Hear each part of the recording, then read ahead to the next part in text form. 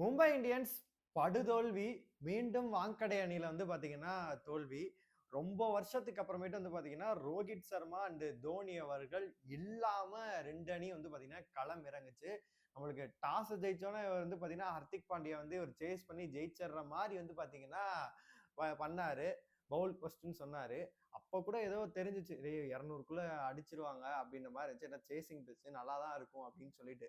நம்ம என்ன மைண்ட்ல ஓடிட்டு இருந்துச்சு அப்படின்னா, மும்பை டாஸ ஜெயிச்சாலே தோத்து போயிரும். டாஸ தோத்தாங்க அப்படின்னா, ஃபர்ஸ்ட் பேட்டிங் பண்ணாங்க அப்படின்னா, ஈஸியா ஜெயிப்பாங்க. போன மேட்ச் என்னாம ஜிடி கூட கம்பேக் குடுத்தாய்ங்க அப்படின்ற லெவல்ல இருந்துச்சு. இன்னைக்கு எதுக்குடா இவ்வளவு கேவலமா தோத்தீங்க அப்படின்ற மாரி இருக்கு. மும்பை ஃபேன்ஸ் உண்மையிலே டிசப்பாயின்ட்மெண்ட் ஆயிட்டாங்க அப்படின்னு தான் சொல்லணும். கண்டிப்பா இன்னைக்கு நாம ஒரு ப்ரெடிக்ஷன் ஒரு விஷயம் சொல்லியிருந்தேன். இன்னைக்கு ஜெயிக்கிறவன் கண்டிப்பா இந்த சீசன்ல அலைவா இருப்பான். இன்னைக்கு தோக்குறவன் பாத்தீங்கன்னா கண்டிப்பா இந்த சீசன்ல இருந்து வெளியில போறதுக்கான வாய்ப்பு ரொம்பவே அதிகமா இருக்கு. என்னை பொறுத்த வரைக்கும் 2 பேருமே நெக் டு நெக்ல தான் இருக்காங்க. ஆனா கண்டிப்பா 2 பேருமே வெளியில போறதுக்கு வாய்ப்பு இருக்கு. இல்ல ஒருத்தர் மேபி சான்சஸ் இருக்கு. இன்னைக்கு மேட்ச்ல நடந்த சோகமான விஷயங்கள் எல்லாத்தையுமே நம்ம ஃபுல்லாவே பார்த்தரலாம்.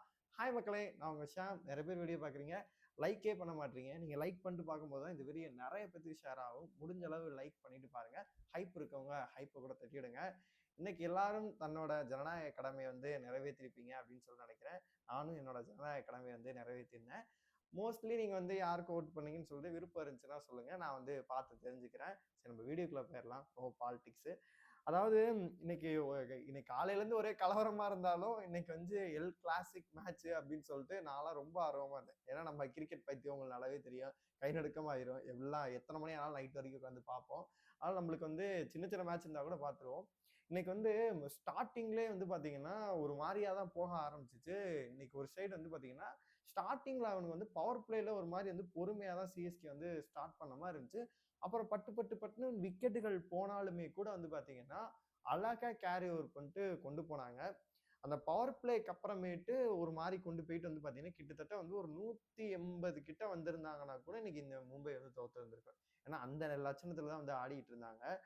ஸ்டார்டிங்ல ருத்ராஜ் இதுக்கு மேல அவர் ஃபெயிலியர் ஆக முடியுமா? ஒரு இன்டென்டோட தொடங்கினாரு. இன்னைக்கு உண்மையிலேயே சொல்லும்போது இன்டென்டோட தொடங்கி இன்னைக்கு பாத்தீங்கன்னா ஒரு மாதிரி போனாரு. டக்குன்னு சோக் ஆயிட்டு போயிட்டாரு. 22 ரன்னுக்கு பாத்தீங்கன்னா தலைவன் இன்னைக்கு அவுட் ஆயிட்டாரு. 3 4 ஒரு 6 அடிச்சாரு. கரெக்டா அப்புறம் கொண்டு வந்தாங்க. தலைவன் பாத்தீங்கன்னா முடிச்சு விட்டாங்க.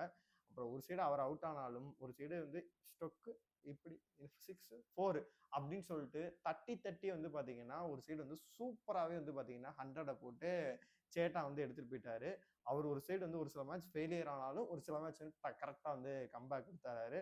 அப்புறம் சர்ஃப்ராஸ் கான் நல்லா தொடங்கினாரு. அவர் பாத்தீங்கன்னா திடீர்னு அவர் அவுட் ஆயிட்டு போயிட்டாரு. அப்புறம் சிவம் தூபே ஸ்பின்னுக்கு பேர் போனவர், அதாவது ஸ்பின்னுக்கே அவுட் ஆகிட்டு போறாரு. இது இன்னைக்கு நிறைய கமெண்ட்ரிலே சொல்லிட்டு இருந்தாங்க. சேப்பாக்கு பிச்சு மாதிரி இருக்கு, இது என்ன இது இது எங்க வேலாயுதம் இல்ல அப்படின்ற லெவல்ல இருந்துச்சு. எனக்குமே சந்தேகமா இருந்துச்சு. என்னடா இது பிச்சே வேற மாதிரி இருக்கு, ஸ்பின்னுக்கு தான் இவ்வளவு விக்கெட் போகுது. நீங்களே பாருங்க, அகில் ஹுசேனுக்கு இன்னைக்கு அத்தனை விக்கெட் கிடைக்குது, நூர் அகமது கண்ண மூடி அத்தனை விக்கெட் கிடைக்குது, அல்லா ஹசன் விக்கெட் கிடைக்குது, சாட்னர் விக்கெட் கிடைக்குது அப்படின்ற லெவல்ல தான் இருந்துச்சு. ஓலா பார்க்கும்போது டெவல் பிரேவ்ஸ் 6 அடிச்சு பாத்தீங்கன்னா பிரிச்சு விட்டாப்ல 2 6 ஒரு 4 21 ரன் தேத்தினாரு. ஒரு வழியா இன்னைக்கு தோனி இருப்பார்னு நினைச்சோம். தோனிக்கு பதிலாக இந்த யங்ஸ்டரை நம்புறோம் அப்படின்னு சொல்லிட்டு கார்த்திக் சர்மாவை திரும்பி உள்ள கொண்டு வந்திருந்தாங்க. அவர் ஒரு வழியா தேத்தி 2 6 போட்டு கட்டையை போட்டு இது பண்ணி பாத்தீங்கன்னா ஒரு 18 ரன் தான் அவரால் தேத்த முடிஞ்சு 19 பாலுக்கு. ஓவராலா சென்னை பாத்தீங்கன்னா 20 ஓவர்கள் முடிவுல 6 விக்கெட் இழப்புக்கு 207 ரன்கள் பக்கம் பாத்தீங்கன்னா இது பண்ணிட்டாங்க. இந்த பிச்சில் கண்டிப்பா சேஸ் பண்ணி ஜெயிக்க முடியும். சேஸ் பண்ணி அடிக்கக்கூடிய இதுதான். அதை போய் இவங்க 100 ரன்ல 104 ரன்ல ஆல் அவுட் ஆகுறாங்க அப்படின்னா மும்பை எவ்வளோ அதில் பாலாத்துல இருக்கு அப்படின்னு சொல்லிட்டு நீங்களே நல்லா புரிஞ்சுக்கணும். நிறைய இன்னைக்கு மிஸ்டேக் பண்ணாங்க. அது எல்லாத்தையுமே நம்ம ஒன் பை ஒன்னா பார்க்கலாம். இன்னைக்கு பாத்தீங்கன்னா பூம்ரா பொறுத்தளவுக்கு ஒரு விக்கெட் எடுத்திருந்தாரு. ஹர்திக் பாண்டியா ஓவரை பிடிச்சி கிழிச்சு விட்டாங்க. 2 ஓவருக்கே 38 ரன். அவர் ஓவர் தான் செகண்ட் ஓவரே பார்த்தீங்கன்னா ஒரு ஓவர் போட்டு கிழிச்சு.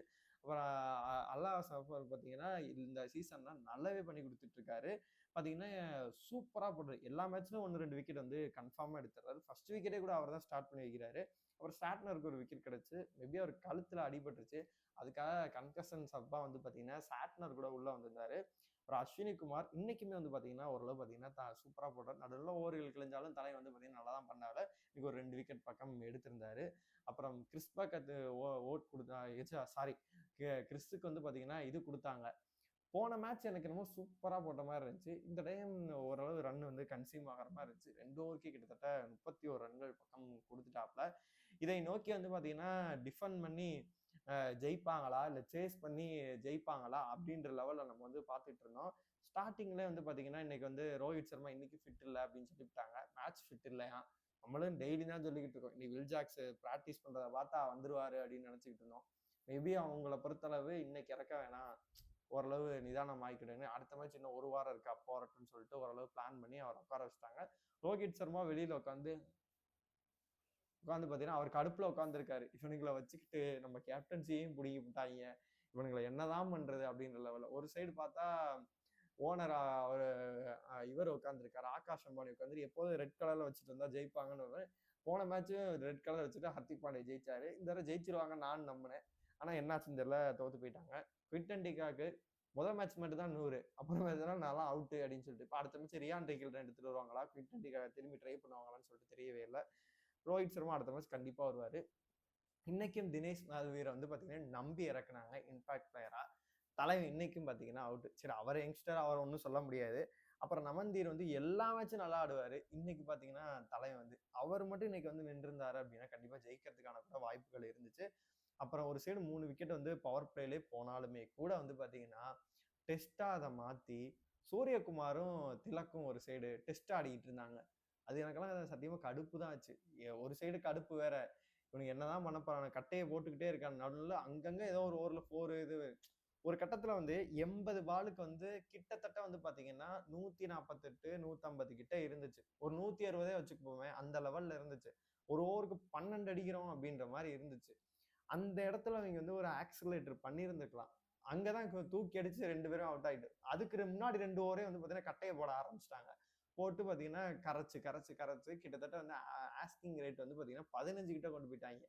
அதுக்கப்புறமேட்டு எல்லாம் பட்டுன்னு அவுட் ஆகி சோழியை முடிச்சுட்டு எல்லாம் வீட்டுக்கு போயிட்டாங்க அப்படின்னு தான் சொல்லணும். ஒரு சைடு இவங்க 2 பேரும் கட்டையை போட்டுட்டு இருந்தாலுமே போன மேட்ச் நம்ம ஞாபகம் வந்துச்சு. இங்கிட்ட வந்து திலக் வர்மா கட்டையை போடுறாப்புல பாத்தீங்கன்னா, இங்கிட்ட வந்து டைம் அவுட்ல வந்து ஹர்திக் பாண்டியா பிடிச்சி திட்டுறாப்புல, நம்ம ராஜ் வீரேந்தன் வீடியோ மாதிரி போட்டு திட்டுறாப்புல. தலைவன் டென்ஷன் ஆயிட்டான். இன்னைக்கு நான் சூற புலிடா அப்படின்னு சொல்லிட்டு தலைவன் இறங்கி போட்டு போன தடவை கொளுத்தி எடுத்தாப்புல செம்மையா 100 போட்டாரு. இன்னைக்கு அதே மாதிரியே வந்து ஜேமி ஓவர்டன் சண்டை இன்னைக்கு இருக்குடா தலைவன், அவனை கோவப்படுத்திட்டாங்க அப்படின்னு பார்த்தா தலைவன் தூக்கி அடிச்சு பாத்தீங்கன்னா எப்பயும் போல அவுட்டு. சரி, அவர் தான் வந்து பொறுப்பு இல்லாம அவுட் ஆனா ஹர்திக் பாண்டே எப்போதும் தூக்கி விட்ட கிண்டுனாருன்னு வச்சுக்கோங்க, பின்னாடி ஸ்டேடியத்துக்கு வெளியில போய் விடும். இன்னைக்கு பாத்தீங்கன்னா பின்னாடியே கேட்ச் போயிட்டு அவர் அவுட்டு செகண்ட் பால்ல. அப்புறம் சஃபன் ரூதர் கூட நம்ம ரொம்ப நல்லா பாராட்டியிருக்கோம். பொல்லாடோட கம்பேர் பண்ணி எல்லாம் சொல்லியிருக்கோம். ஏன் நீ சொல்லுவியா அப்படின்னு சொல்லிட்டு தலைவன் ஒரு 2-3 மேட்சா நம்மள வச்சு செய்யறான். நம்ம கமெண்ட்லயே கூட நிறைய பேர் சொல்றீங்க, அவர் வேணாம், அவர் இப்போலாம் வில் ஜாக்ஸ் வந்து அவரே எடுத்துடலாம், அவரோட பிளேஸை ரீப்ளேஸ்மெண்ட் பண்ணும் அப்படின்ற மாதிரி சொல்றீங்க. அதனால வந்து அவனும் தலை வந்து முதல் பால தூக்கி அடிக்கிறான். 6 மாதிரியே இருந்துச்சு பாத்தீங்கன்னா, கேட்ச், தலைவன் அவுட்டு. அப்புறமேட்டு நம்மளுக்கு தெரிஞ்சு போச்சு சூரியகுமார் மட்டும் தான் இருக்காரு, அவரும் அவுட் ஆயிடுவாரு, என்னதான் ப்ரெஷர் ஆகும்னு சொல்லிட்டு அப்புறமேட்டு அவரும் அவுட்டு. அவெல்லாம் பார்க்கும்போது இங்க அகில் ஹுசைன் வந்து பார்த்தீங்கன்னா இம்பாக்ட் பிளேயரா வந்து 5 விக்கெட் எடுப்பாரான்னு பார்த்தோம். நீ சூப்பரா போட்டு 17 ரன்னுமே மட்டும் கொடுத்து ஒரு விக்கெட் மெயின்டைன் கூட போட்டிருந்தாரு.